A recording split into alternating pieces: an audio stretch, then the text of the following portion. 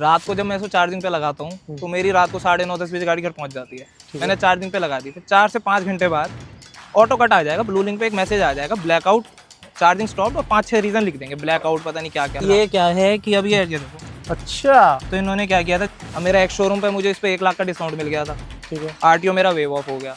Company कह रही है 420 रेंज है ना पेपरों पे। रियल लाइफ में रेंज क्या है इसकी?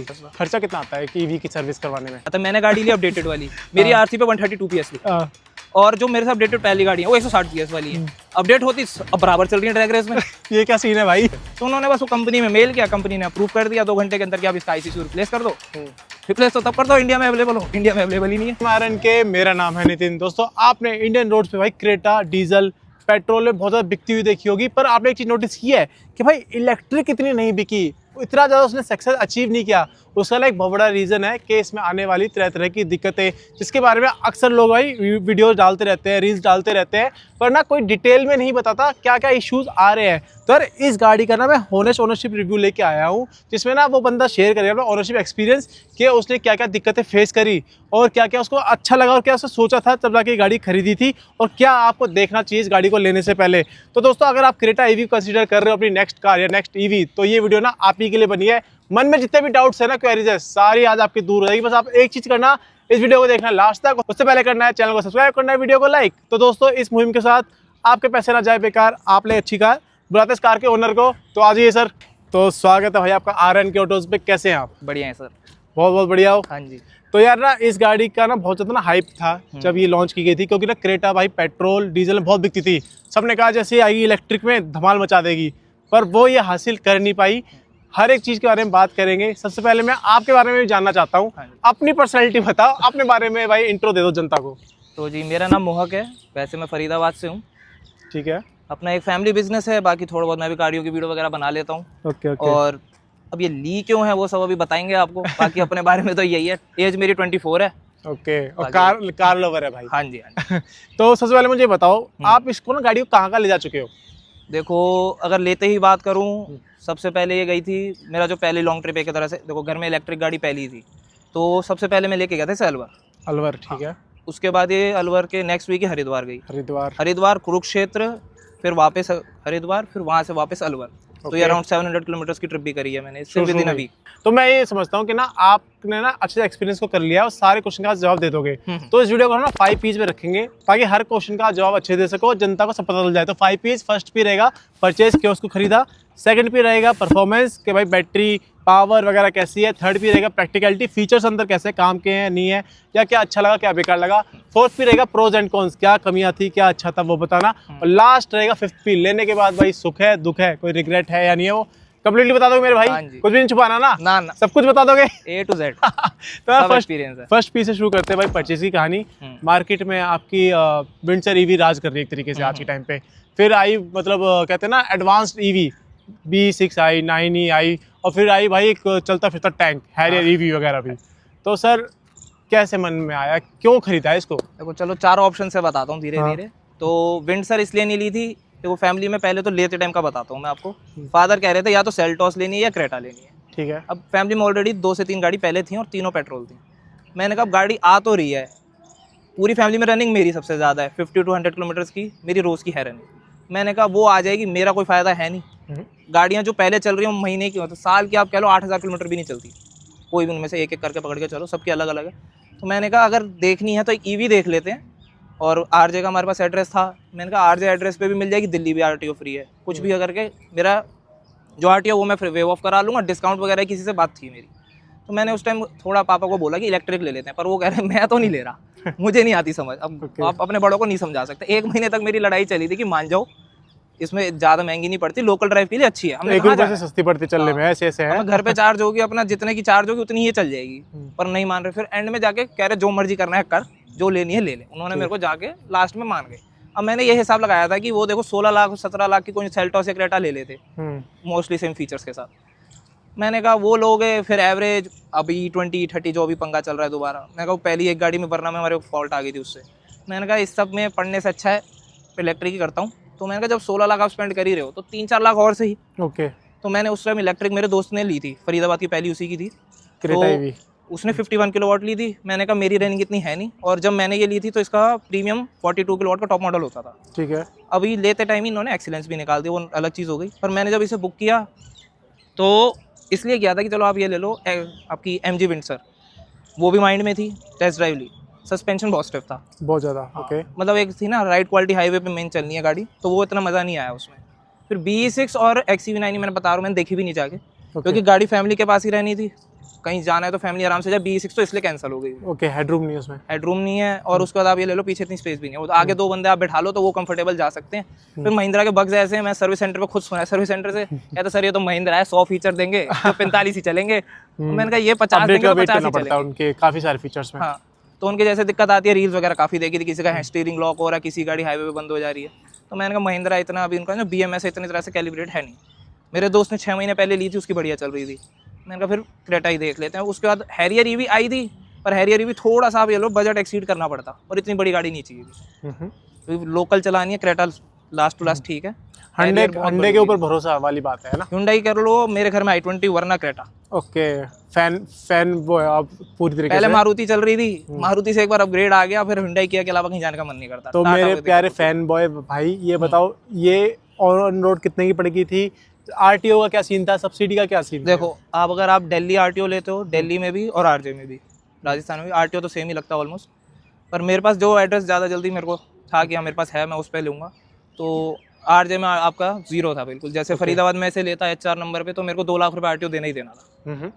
मतलब आप ले लो 20 लाख रुपये एक शोरूम, 2 लाख ये प्लस हो गए, 70,000 का इंश्योरेंस हो गया, और 20,000 TCS, तो आपका ना करके 23-23.5 लाख रुपये आराम से बन गए। अब मेरा एक शोरूम पे मुझे इस पर 1 लाख का डिस्काउंट मिल गया था।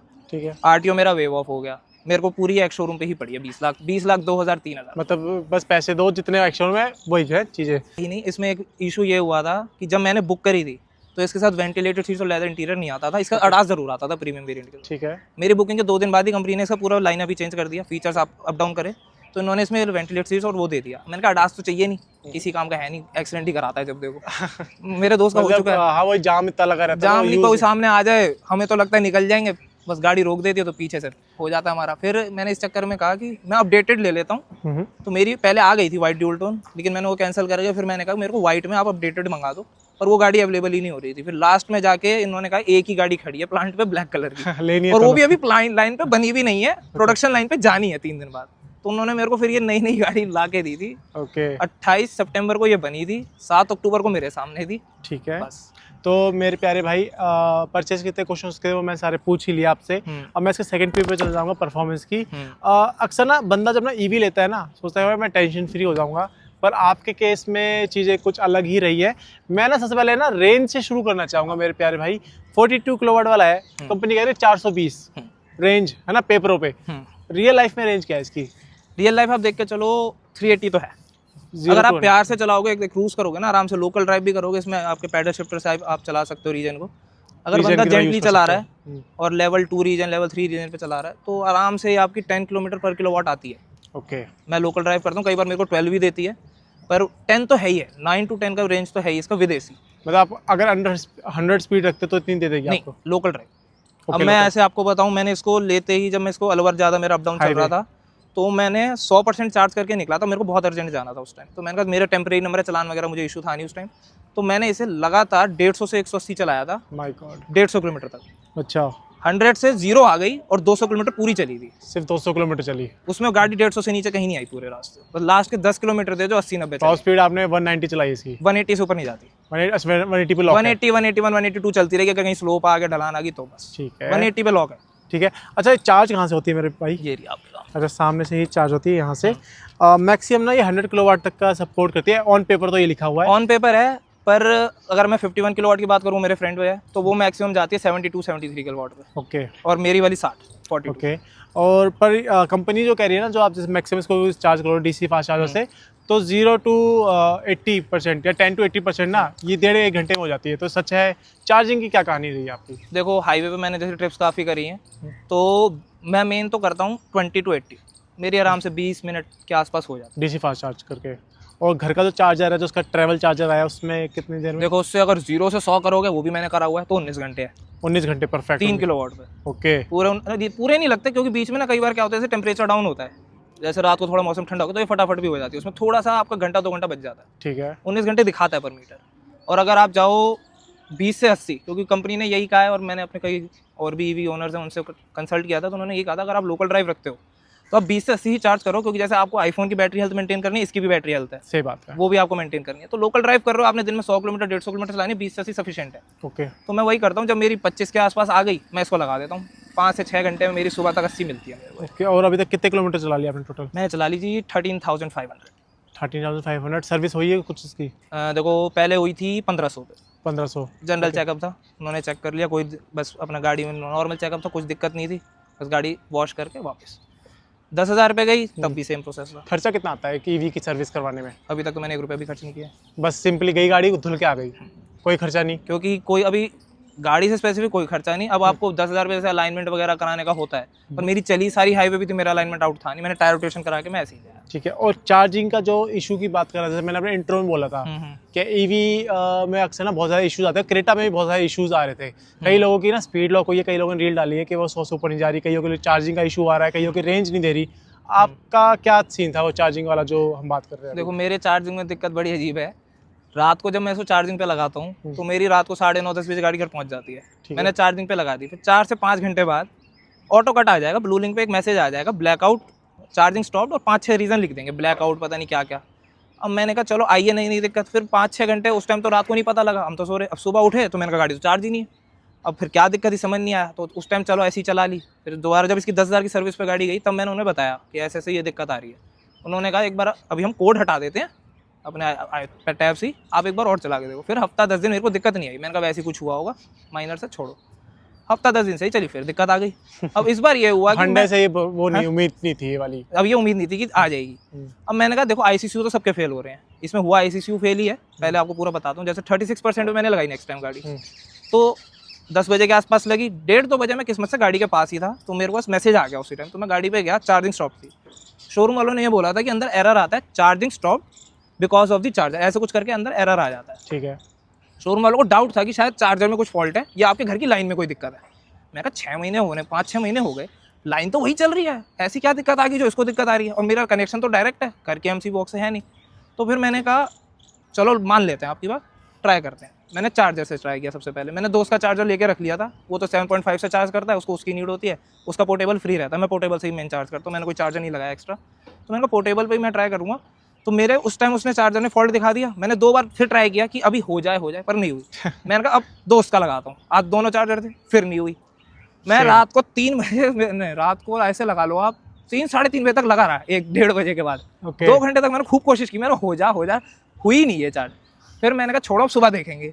सुबह 7 बजे तक, लेकिन मैंने क्या किया था, मैं गन प्लग छोड़ गया था, चार्जर प्लग था, बस मेन डाउन था कि उसको आप एमसीबी उठाओगे चार्जिंग ऑन हो जाएगी। मैं डाउन करके छोड़, मैंने हो तो रही नहीं है, सुबह आगे देखेंगे। सुबह बाय चांस फादर नीचे है, फादर को लगा कि रात को भी फ्लक्चुएशन वगैरह हुई है एरिया में, तो एमसीबी ट्रिप मार डाउन हो गई है। पापा ने उठाई, ये चार्ज हो रही है। अब मैं नीचे आया 10 बजे तक, मैं कही चार्ज कैसे हो रही है। मैंने फादर से बात करी, फादर कह रहे मैं तो सुबह मेन नीचे देखी, मैंने उठाई, ये चार्ज हो रही थी। मैं कहा ये कैसी दिक्कत है जो रात रात में आ रही है और सुबह ये चार्ज हो जाती है, रात को लगाता हूँ तो चार्ज हो जाती है। मैंने शोरूम पे फ़ोन किया, अपने वहाँ सेल्स जो भी सर्विस वाला है, कह रहा है यार आपकी लाइन में दिक्कत है। मैंने कहा एक बात बताओ, मेरी लाइन पे गाड़ी लगाते टाइम चार्ज हो रही है, 6 घंटे बाद ब्रेक लेके फिर चार्ज हो रही है, ऐसी क्या लाइन में दिक्कत है, या तो ये चार्ज ही नहीं होगी। यार अक्सर ना ये जब बहुत इशू देखा मैंने, जब भी ना आप एक ईवी ओनर हो, जब भी कोई इशू आता है ना, आप शोरूम पे जाते हो, सबसे पहले वही कहते हैं कि आपके घर की बिजली पे दिक्कत है, वो मानते नहीं है, नहीं मानेंगे, एक्नॉलेज ही नहीं करते। नॉलेज जीरो है, एक तो नॉलेज कुछ जीरो है। मैं कुछ बता रहा हूँ तब जाके वो समझ रहे हैं, वरना नहीं समझते। ये तो हम अपने, मैं नाना करके 450 जो क्रेटा ईवी ओनर्स है ना इंडिया के, उनके ग्रुप में हूँ, तो वहाँ से कुछ गाइड मिल जाता है, तो मैं थोड़ा उनको समझाता हूँ भाई इनको देखो तुम अब, वरना वो तो नहीं समझते। फिर उन्होंने फिर यही बोला कि एक बार आप गाड़ी हमारे पास छोड़ दो। मैंने जीरो करके उनके पास छोड़ दी गाड़ी। अब वो भैया डॉक्टर के पास में रिस्पॉन्स ठीक हो जाता है, ये वहाँ से ही चार्ज हो रही है। मैंने कहा इसको क्या, मैं डाउट की मेरे घर की लाइन में दिक्कत है, मैंने इलेक्ट्रिशियन भी बुला लिया। कह रहा भाई साहब एक बात बताओ, लाइन में क्या दिक्कत हो सकती है, मुझे ये बताओ आप। जब ये चार्ज हो भी रही है, फिर 4 घंटे बाद ट्रिप मार रही है, फिर 6 घंटे बाद फिर हो रही है, लाइन रात रात में बदल गई, रूट रही है क्या? मैंने कहा ऐसे क्या दिक्कत, वो मैंने कहा चल ठीक है तेरी बात भी मान लेते हैं। फिर एक बार और हुआ रात को मेरे पास 3-4 दिन बाद फिर फॉल्ट आई। उस टाइम मैंने रात को अपने फ्रेंड को फ़ोन किया, नेबर को ही, मैंने कहा नीचे आ जरा, एक्सटेंशन लगाई, चार्जिंग गाड़ी उसके घर पे लगवाई जाके। Okay, extension. मैंने कहा अब अगर इसके घर में भी दिक्कत आ गई तो मेरी लाइन ठीक है। मैंने वो चीज़ भी कर ली, फिर दिक्कत आ गई। ओके, मैंने कहा अब नहीं छोड़ना शोरूम अब मैं तो तुम्हें आज के टाइम पे क्या सिचुएशन है अभी भी? अब ये सिचुएशन है कि उन्होंने जिसका जो अपना ओबीडी स्कैनर वगैरह लगाया तो उसमें आईसीसी को एरर दिखा रहा है पर कोड नहीं आता कुछ। ओके, तो उन्होंने बस वो कंपनी में मेल किया, कंपनी ने अप्रूव कर दिया 2 घंटे के अंदर कि आप इसका आईसीसी रिप्लेस कर दो। रिप्लेस तो तब कर दो इंडिया में अवेलेबल हो, इंडिया में अवेलेबल ही नहीं है। और ये कह रहे हैं कि भाई ये मेड इन कोरिया है ना? मेड इन कोरिया उन्होंने नहीं कन्फर्म किया है, तो मेड इन चाइना ही, क्योंकि अच्छा। मैंने इसके ऊपर फ्रंट के ऊपर नीचे ही है जस्ट वो, तो उस पूरा- पर लिखा हुआ है मेड इन चाइना पर वो कह रहे हैं आएगा कोरिया से। तो मैं कहा पहले चाइना में बनेगा फिर कोरिया जाएगा फिर यहाँ आएगा। इंडिया आएगा। मैं कहा बहुत सही, मैं कहा तुम्हारा काम सही है। ये चीज़ तो यार काफ़ी यूनिक है। मेरे भाई इसका जो बैटरी प्लेसमेंट है वो बड़ी अजीब, मतलब बहुत ज़्यादा हाँ, दिखता ये तो है। है। मतलब बहुत सारी ईवीज में हमने देखा दिखता नहीं है, बिल्कुल छुपा रहता है, इसमें दिखता है ये proper। बॉर्न इलेक्ट्रिक नहीं है ना फिर आपकी। अब वो बाकी आपने जो मेरे को तीनों ऑप्शन दिए, चारों के चारों बॉर्न इलेक्ट्रिक में गए हैं। ये वही मतलब उसी साइकिल पे बनी है, उसी प्लेटफॉर्म पे बनी है, तो बस ये बैटरीज लगा दी इसमें। हाँ। तो ये बताओ कभी लगती लुकती नहीं है नीचे से? मैं तो सर पता नहीं कहाँ कहाँ लेगा, मेरी तो अभी तक नहीं टिकी। ओके, मैंने ऑफ रोड पैच पे भी काफी हाईवे पे जैसे जाम मिल रहा है तो कच्चा में उतार दी, मेरे को कोई दिक्कत नहीं है क्योंकि नॉर्मल क्रेटा से ऊंची है ये। ठीक है। इस पर ना मैं एक चीज़ बोलना चाहूँगा, जब आप अपना इंश्योरेंस करवाओ ना, तो ये जो बैटरी पैक जो नीचे लगा हुआ है, तो जो आपका सर्वेयर है, जो भी इंश्योरेंस कंपनी, उसको बोल दो भाई नीचे मेरी बैटरी प्लेसमेंट है, उस पर अगर कोई स्क्रैच आता है, कुछ भी आता है ना, तो मुझे उसका क्लेम चाहिए होगा। क्योंकि ना हाल ही में बहुत सारी ऐसी न्यूज़ आ रही है कि ना बैटरी इसमें आप एक चीज नोटिस अगर कुछ दिक्कत आ रही है, जा रहे सर्विस सेंटर, तो वो आपको भाई वारंटी नहीं दे रहे, कह रहे स्क्रैचेस पे इंश्योरेंस मिलेगा। इंश्योरेंस वाले क्लेम नहीं दे रहे कि भाई ये तो आता ही नहीं है इंश्योरेंस में। तो ये चीज़ का बड़ा ध्यान रखना। नहीं, देखो बैटरी प्रोटेक्ट तो आप ले लोगे इंश्योरेंस के अंदर, पर इसमें क्या है, ये जो आप सिल्वर वाला पार्ट देख रहे हो ना, ये अलग से शील्ड है मेटल की, बैटरी इसके भी अंदर है अभी। मेरे दोस्त की तो हुई है, नीचे से 2-3 बार लगी है, तो उसकी शील्ड पे ही डैमेज है जो है बैटरी के अंदर, और शील्ड के अंदर तो इतना शील्ड difference है। डैमेज पे भी वो कंपनी वाले आजकल पीछे हट रहे हैं, तो फिर नहीं, हमने कंपनी में जाती गाड़ी दिखा दी, फोटो खींच गई, उन्होंने साफ ये बोल दिया, बहुत कोई अच्छा दिक्कत- किया कोई आपने। दिक्कत नहीं आएगी, आप ऐसे ही चला लो। 190 पे जब ये गाड़ी चल रही थी, 180 180 पे चल रही थी गाड़ी, बॉडी रोल वगैरह कुछ फील हुआ? बॉडी रोल तो देखो है थोड़ा बहुत, ओके, पर मैं 180 पे भगाता हुआ हूँ कि जो रोड मुझे पता है, मैंने 100 बार देखी है। तो भगाई भी मैंने मुंबई एक्सप्रेस वे पे, स्ट्रेट रोड पे। तो ऐसा होता है कि बम्पी राइड कोई नहीं है, स्टेबल चलती है बिल्कुल। आगे पीछे डिस्क ब्रेक दे रखे हैं चारों। ब्रेकिंग की स्टोरी कैसी है? ब्रेकिंग देखो हुंडई की मेरे को इतनी अच्छी नहीं लगती। खासकर जब पानी बारिश होती है तो थोड़ा पानी बारिश चिपकती हो है। गई, थोड़ा सा ऐसा वाला इस पे भी नहीं लगेगी, एबीएस इसका लॉक मार जाएगा, ये स्किड कर जाएगी उसी में। फिर या तो एक्सीडेंट है, मेरा एक बार हुआ i20 से इसी वजह से। ब्रेकिंग हंडे की ब्रेकिंग अभी भी वही सिचुएशन है, मुझे पता क्योंकि नहीं। मैं भी क्रेटा ओनर हूँ, मैं समझ सकता हूँ भाई की ये चीज। एबीएस लॉक हो जाता है, एबीएस लॉक हो जाता है, सच है बात। कट करनी है। और ये जो स्टीयरिंग है इसकी फीडबैक कैसी है सर? स्टीयरिंग फीडबैक देखो, नॉर्मल ड्राइव रखोगे तो अच्छा है। अच्छा, अगर अभी मैं से सडन एकदम से भगा दूं, स्टीयरिंग राइट की तरफ चला जाएगा अच्छा, एकदम से, उसको आपको फिर ना वापस लाना है, कंट्रोल रखना पड़ता है पूरा। अब तो चलो प्रैक्टिस हो गई, जब नई ली थी ना तो यही आया था, यार ये क्या है, स्टीयरिंग इधर क्यों भाग रहा है, अपने आप भागता है, भागता है। अलाइनमेंट और बैलेंसिंग ये सही है है। ही इसी के साथ सब कुछ सेट है। कोई भी मैंने टेस्ट ड्राइव वाली भी देखी है, मेरे दोस्त की भी, सबके साथ यही है। ठीक तो होता है, क्या है ना, एकदम से हम जैसे एक्सीलरेट करो तो आगे से हल्का सा उठती है, तो शोरूम वालों ने यही बोला कि उसे ग्रिप ट्रैक्शन की वजह से स्टार्टिंग का जो इनिशियल 2 से 3 सेकंड है उसमें आपको फॉल्ट आएगा, ठीक है है। ही, वो रहेगा ही रहेगा। और आपने गड्ढे वगैरह में चलाई होगी, सस्पेंशन की कहानी कैसी है इसकी? सस्पेंशन बहुत अच्छा है, सॉफ्ट साइड है, हार्ड? सॉफ्ट है, मेरे को तो सही लगता है। देखो अच्छा, आपको सही थोड़ा सा नॉर्मल कटर से स्टिफ है, हम्म। पर मेरे को ऐसी कोई दिक्कत नहीं लगती, मेरे को बढ़िया लगता है एकदम। आपको सही लगा? मेरे को कोई दिक्कत ही नहीं, सस्पेंशन से तो टायर से तो बहुत सेटिस्फाइड हूँ। फीचर्स में मैं मोड की पूछना चाहूँगा, आपका कौन सी टी? इसमें ऐसे है इको, नॉर्मल, स्पोर्ट। तो फर्क पड़ता है इन तीनों में करने पे या सेम ही है ड्राइव? ड्राइव करने में बहुत फर्क पड़ता है। ओके, 9 सेकंड में कहती है कंपनी 0 to 100, सच है कहानी? मेरे हिसाब से थोड़ी कम में ही चढ़ जाती है, अच्छा, और कम में ही? क्योंकि मैंने 0 to 100 तो बहुत किया है इसका, ओके, तो पता भी नहीं चलता। मतलब हाँ, ये ले लो 7 से 8 सेकंड होगा, ठीक है, मैक्सिमम 9 चला जाए। मैं अकेला होता हूँ तो इसलिए या तो है ठीक है। और कितने टाइम की वारंटी है इसकी? क्योंकि आजकल हम वारंटी का बहुत खेल देख रहे हैं। यही गेम है, टाटा इस दे रहा है वजह से लाइफ नहीं टाइम बिक वारंटी दे रहा है अभी विनफास्ट की गाड़ी आई है वो भाई वारंटी 10 साल दे रहा है, रही। चार्जिंग फ्री दे रहे हैं, हाँ, कुछ ना कुछ चार्जिंग। ये क्या दे रहा है, Hyundai क्या दे रहा कुछ नहीं दे रहे, ये गाड़ी दे रहे हैं बस।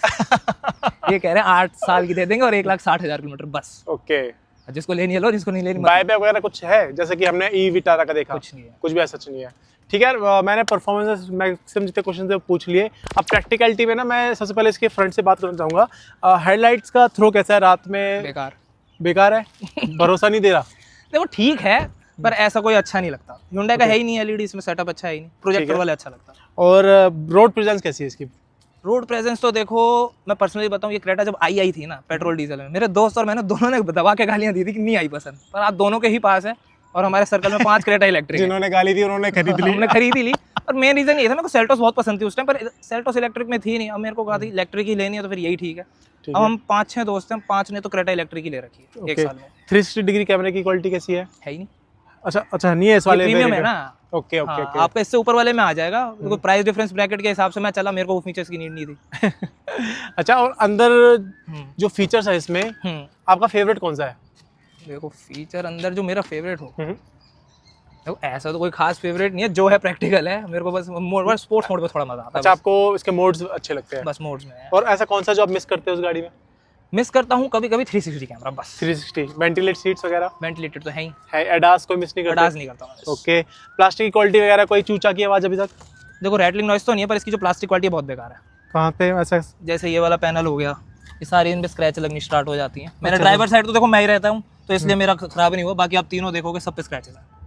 ओके, ये प्लास्टिक क्वालिटी बहुत बेकार है इनकी। ग्लव बॉक्स पे भी अभी कुछ भी अगर मैंने हल्का सा भी अगर इसके ऊपर स्क्रैप भी कर दिया ना कुछ थैले को भी, तो भी स्क्रैच पड़ जाएंगे। ये क्या है, मैग्नेट है क्या ये? हाँ वही, आप मोबाइल चिपक जाता है? मोबाइल नहीं चिपकता है, फोटो मैग्नेट बोलते हैं, पता नहीं क्या बोलते हैं। सबसे बकवास फीचर भाई ये बहुत रील्स वायरल हुई थी इसको लेके। अरे मैं कह रहा हूँ किसी काम का नहीं है। मेरा एसी नहीं, मेरे को एसी ही ऊपर कर दो, ये हटा दो, ये बेकार है। एसी की पोस्टिंग में पूछना चाहूंगा, ये बेकार है। राइट वाला एसी ड्राइवर साइड का बेकार है, वो फिर भी सही है थोड़ा। ये हाथ पे ही दे देता है पूरा। अच्छा, मतलब और ना पीछे जाता ना कहीं, बस हाथ पे रख करता मेरे को रहता है। जैसे हमें चेस्ट पे चाहिए, मुंह पे चाहिए, नहीं करेगा। और इसका जैसे कि जो गेयर लीवर है वो यहाँ पे दे रखा है, तो क्या ये दिक्कत वाली है या फिर वो ये तो बहुत बढ़िया लगता है, ये वाला सही लगता है? फटाफट हो जाता है काम। बीच में जाने का ऑप्शन ही नहीं, एक हाथ से पूरी गाड़ी चला सकते हो। कोई लैग वगैरह है स्क्रीन में? कोई lag, Android auto, Apple CarPlay सही चल रहा है? सब कुछ? बढ़िया। नहीं वायर्ड है पर इसमें ना? नहीं अडेप्ट में दिखाता हूँ। क्योंकि Hyundai का तो ये तो सीन था शायद वायर्ड। ये क्या है कि अब ये देखो, अच्छा, तो इन्होंने क्या किया था जब गाड़ी अपडेट हुई थी ना, मेरे लेते टाइम तक तो ये अडेप्टर आता ही नहीं था। पहले क्या था, इन्होंने वर्ना के साथ इंट्रोड्यूस कर दिया था और अल्काजार के साथ आया था सबसे पहले ये। अगर किसी को लेना है अलग से तो 4500 इसका प्राइस होता था, कंपनी दे देगी आपको, आपका एसेसरीज के पार्ट में। मेरा क्या था, मेरी गाड़ी के लेते टाइम भी अवेलेबल नहीं था ना, इसके साथ फैब्रिक सीट्स और अडास आता था। तो अपडेट के 2 दिन बाद ही, जैसे गाड़ी बुकिंग के 2 दिन बाद अपडेटेड मेरे को ये मिल गया गाड़ी के साथ। ओके, इसके थ्रू ये वायरलेस हो ये बड़ी अजीब चीज है। लेकिन अच्छा, बस ये इसके पर लगाते रहो और इसको लगा के छोड़ दो, उसमें पावर रहती है। गाड़ी लॉक करने के बाद भी तो ये पूरा हीट हो जाता है सुबह तक। भाई क्या यूएसबी पोर्ट में पावर रहती है, आप गाड़ी लॉक करके बंद कर चल जाओ, बैटरी खाता रहेगा ये? ऐसा कुछ खास फर्क तो नहीं पड़ता। मान लो अगर कोई चला जाए इधर से उधर 2-3 दिन की, फिर तो दिक्कत है ना। अच्छा, और अपडेट का एक और चीज भाई ने बताई कि ना अपडेट में हम क्या एक्सपेक्ट करते हैं कि गाड़ी कुछ अच्छा करेगी, है कोई बेटर फीचर्स आएंगे। भाई बता रहा है कि अपडेट में क्या हुआ है, इसमें आता था 170 bhp की पावर, 260 PS आती थी। अपडेट का टॉर्क। जिन्होंने गाड़ी अपडेट करा ली उनकी वो 132 या 135 चलेगी, जो मेरे को सर्विस सेंटर वालों ने बताया। 135 मतलब, क्योंकि देखो साफ सीधी बात है, मैंने गाड़ी ली अपडेटेड वाली, मेरी आरसी पे 132 PS लिखा, और जो मेरे से अपडेटेड पहली गाड़ी है वो 160 PS वाली है। अपडेट होती अब बराबर चल रही है ड्रैग रेस में। ये क्या सीन है भाई? तो कंपनी ने क्या किया है, जब गाड़ी ये आई थी, मैं 42 किलोवाट का एग्जांपल देता हूँ, इसकी 420 अपडेट के बाद है क्लेम रेंज, उससे पहले थी 385 समथिंग। ओके, तो उन्होंने जो रेंज बढ़ाई, उन्होंने पावर डाउन कर दी गाड़ी की। हम ऐसे नहीं तो वैसे कर देंगे। अच्छा, क्योंकि गेम क्या थी मार्केट में, जो ज्यादा रेंज बता रहा है उनकी गाड़ी बिक रही है, ये बिक नहीं पा रही। और पीछे कितने बंदे बैठ जाएंगे? आप कितने बिठा के गए हो? देखो 5 तो बैठा रखे, 5 से ऊपर कभी नहीं। अच्छा, 5 से ऊपर मतलब 3 और 2 5, ओके, टोटल 5। तो मतलब कंफर्टेबल है, सीट्स की क्वालिटी वगैरह सब सही लगी? है। ओके, और पीछे अगर आते हैं तो 433 लीटर का इसका बूट दे रखा है। हाँ जी, तो सफिशिएंट है या फिर जैसे कि देखो 5 बंदों का लगेज कई बार ओवर लग जाता है, वरना अगर 2 से 3 बंदों का लगेज हो तो आराम से आ जाएगा। 2, ठीक है। स्टेपनी है इसमें? हाँ जी, चलो ये चीज़ तो काफ़ी अच्छी है भाई, स्टेपनी इन्होंने टायर सेम साइज का है, सब कुछ सेम है, रिमूव नहीं करी इन्होंने, तो ये चीज़ मुझे काफ़ी सही लगी। तो यार प्रैक्टिकल डे में जो क्वेश्चंस थे वो सारे मैंने पूछ लिए। प्रोज एंड कॉन्स की बात करते हैं भाई मेरे। अब सबसे पहले फ़ायदे बताओ, इस गाड़ी के फ़ायदे क्या लेने के बाद? फायदे देखो ये हैं कि देखो इलेक्ट्रिक के फायदे तो यही हो गए, आपको रनिंग जिसकी है 80 किलोमीटर एवरेज हो दिन की आप चला सकते हो, 80 किलोमीटर चला रहे हो तो आप इलेक्ट्रिक ले लो, ठीक है, वरना आप नॉर्मल पेट्रोल भी ले सकते हो। और दूसरा ये रहा रीसेल तो कुछ नहीं, रीसेल नहीं है। एक मेरा मेन रीज़न यही था कि आप विंडसर ले लो, इलेक्ट्रिक में ही है। एमजी की रीसेल मैंने हेक्टर के साथ देखी और गाड़ी के साथ देखी, नहीं आती इतनी, नहीं है बिल्कुल नहीं। अब मैंने कहा गाड़ी ले रहा हूँ, अब इन फ्यूचर कभी मेरे को फाइनेंशियली नीड पड़ गई पैसों की, कोई गाड़ी तो मैं ही बेचूंगा, ये तो है नहीं कोई प्रॉपर्टी बेच दूंगा, थोड़े बहुत पैसे की जरूरत होगी। अगर गाड़ी में सेल आउट करता हूँ तो क्रेटा का चलो नाम चल रहा है 10 साल से, तो इलेक्ट्रिक में एक बार को ये जल्दी बिक जाएगी। अब मैं वही हैरियर की बात कर लूँ, नॉर्मल में भी इतनी जल्दी रीसेल नहीं है, इलेक्ट्रिक में भी नहीं है। B6 और XCV9 का नाम ही इतना बदनाम चल रहा है। मैं XCV9 ही मैं बता रहा हूँ, मैंने दोस्त की चलाई थी। अब इसके IRVM में मैं जब गाड़ी चलाता हूँ तो आपको क्या होना चाहिए, पीछे का आपको दिखे, बिल्कुल XCV9 में नहीं दिखता, उसमें इतना तो ब्लॉक है। उसके बाद मैं एक दिन गाड़ी चला रहा तो मैंने IRVM पे थोड़ी देर बाद फोकस गया, मैंने पीछे वाली गाड़ी का तो मेरे को बंदा बंदा दिख रहा है इतना, मैं कहा गाड़ी कहाँ है। फिर बाद में देखो उसका बूट का जो डिजाइन है उस चक्कर में वो बहुत बेकार था, IRVM का रिस्पॉन्स बेकार था उसका बहुत। वो प्रैक्टिकली मेरे को गाड़ी सूटेबल भी नहीं लगी। ठीक है, तो Look वो wise भी। फायदा और इसके अलावा क्या मतलब किस पूरा ओवरऑल एक ईवी वो भी क्रेटा जो है हम्म। क्या फायदा है कोई 20 लाख रुपए इसमें खर्च करे तो? देखो फायदा तो मैं ये कहूंगा कि अगर आपको रिलायबिलिटी चाहिए, हाँ। आईसीसी फॉल्ट आया है मान रहा हूँ मैं, ये नहीं कि महिंद्रा वो के अभी साथ तक नहीं चेंज नहीं हुआ है पर आया। हाँ, वो पार्ट इन ट्रांजिट बोल रहे हैं, कब तक आएगा कुछ नहीं पता। औरों के भी फेल हुए हैं पर आज तक ये आईसीसी वर्जन 5 है एक तो जो अपडेट हुआ था, क्योंकि आईसीसी वर्जन 4 ना करके 15-20 के एग्जाम्पल तो मेरे पास ही हैं जो फेल हो गए थे गाड़ियों में, उनके सबके आईसीसी चेंज हुए हैं विद इन अ मंथ।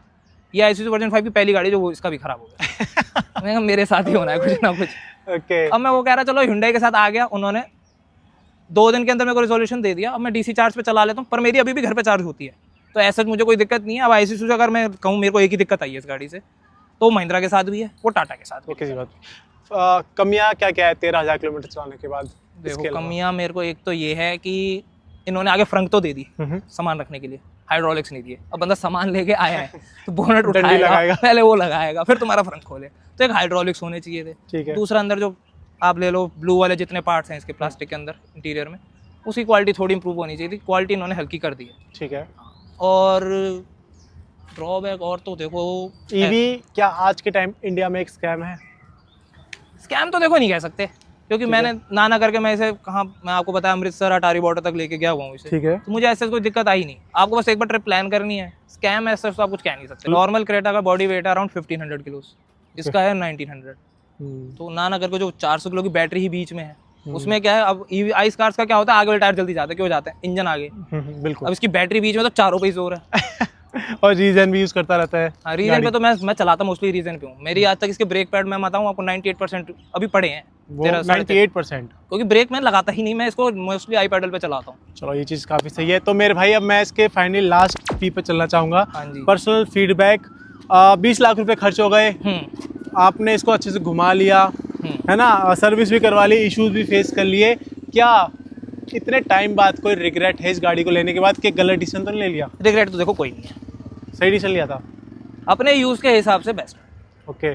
जो मेरा, अब देखो कोई गाड़ी परफेक्ट नहीं है आज की डेट में, आपको अपना यूज़ देखना है कि आपके यूज़ में आ रही है या नहीं आ रही। मेरे यूज़ में 42 किलोवाट सेट था, इलेक्ट्रिक गाड़ी चाहिए थी, और ये पक्का था कि सेल्टोस क्रेटा में ही कुछ लाना है, टाटा महिंद्रा पे तो जाना ही नहीं था। ऑप्शन आप कह रहे हो थे, पर वही है, बग्स इसमें भी हैं तो उसमें भी हैं। उनके 100 फीचर में से 50 नहीं चलेंगे, 50 चलेंगे। अगर इन्होंने 40 दिए तो 40 के 40 चलते हैं। आज तक फीचर फिर से 20 लाख रुपए दे दिया आपको? हाँ, आज की डेट में अगर 20 फिर से दे दिया। 20 क्या आप इन्फ्लेशन हो गया है, 22 लाख दे दिए। अब क्या लेके आएगा मेरा प्यारा भाई? देखो 22 लाख अगर दोगे और ईवी लानी है, नहीं मतलब एक ईवी ओनर हो आप, मैं आपका समझना चाह रहा हूँ माइंड पर्सपेक्टिव के अब क्या लेगा बंदा के फिर से ईवी पे जान जाएगा या सोचेगा नहीं गलती होगी? आज की डेट में अगर गाड़ी लेने दोबारा 22 लाख 22 लाख लेने जाऊंगा, लेकिन अगर मेरे घर में ईवी नहीं और मेरी रनिंग है तो मैं ईवी लूंगा, क्योंकि मेरे पे प्राइमरी व्हीकल्स 2 खड़े हैं। ठीक है। कहीं जाने के लिए अगर लॉन्ग रूट पे जाना है तो फिर मैं ईवी पे ही जाऊंगा। और आज की डेट में भी अगर जाऊंगा तो इसका एक ही ड्रॉबैक है कि कंपनी जो वारंटी जो नहीं दे रही, एक लाइफ टाइम वारंटी नहीं है, चार्जिंग जो है बायबैक का, वो सब में कस्टमर जाता है दूसरे ब्रांड की तरफ। वो अगर ये प्रोवाइड कर दें तो प्राइस थोड़ा सा ज़्यादा, मैं कहता हूँ कि अगर यही वेरिएंट की मैं बात करूँ, अगर 20 लाख एक शोरूम है ना, 18 लाख आ जाए यही वेरिएंट, और जो टॉप मॉडल इनका 27 लाख छू रहा, अगर HR रजिस्टर है, और वही अगर दिल्ली RTO रजिस्टर है तो 25 समथिंग आ जाता है। वो लाख 1.5 लाख का जो स्लैब है ना, वो नीचे आए थोड़ा, तो ये सही है प्राइस। तो ओवर प्राइस तो ईवी भी, अगर ईवी लोगे तो क्रेटा ईवी लोगे फिर से दोबारा क्रेटा। और अगर 20 से 25 में आइस लेनी है तो आइस कौन सी आएगी? 20 से 25 में अगर आइस लेंगे तो फिर आपकी, देखो मैं वैसे सेडान का ज़्यादा शौक है मेरे को, ठीक है, तो मैं कोई सेडान ही देखूंगा। कोई सेडान ही देखोगे तो यार ओवरऑल इसको एक बार रेट कर दो आउट ऑफ 5 स्टार। 5 में से 4 तो कर सकते हैं। 4? हाँ, तो भाई ना लगभग इससे खुश भी है, थोड़ा सेटबैक हुए भाई शोरूम सर्विस सेंटर की तरफ से ठीक है, पर हाँ ये है कि इनकी नॉलेज नहीं है ये चीज़ों को लेके, पर ठीक था। और इस वीडियो में भाई ने ना अपना ऑनेस्ट ओनरशिप रिव्यू शेयर किया है, कोई भी चीज़ छुपाई नहीं। मतलब इंसान सोचता है मेरे पैसे खर्च हुए तो मैं ना अच्छी चीज़ें बताऊंगा, है बाकी चीज़ें छोड़ दो, पर भाई ने ना बेबाक तरीके से अपनी हर एक चीज़ रखी। तो थैंक यू भाई चैनल पे आने के लिए, रिव्यू शेयर करने के लिए। कोई भी क्वेश्चन रह गया हो मन में तो आप नीचे कमेंट कर देना, भाई भी रिप्लाई कर देंगे और हम भी कर देंगे। ऐसी अच्छी वीडियो RN के ऑर्डर्स पे आती रहती है, तो चैनल को सब्सक्राइब प्लीज़ कर लेना, और ज़्यादातर वीडियो को भाई लाइक भी कर देना, शेयर कर देना जो इलेक्ट्रिक SUV सोच रहे हैं लेने की। और भाई ride safe drive safe. Thank you team RN के।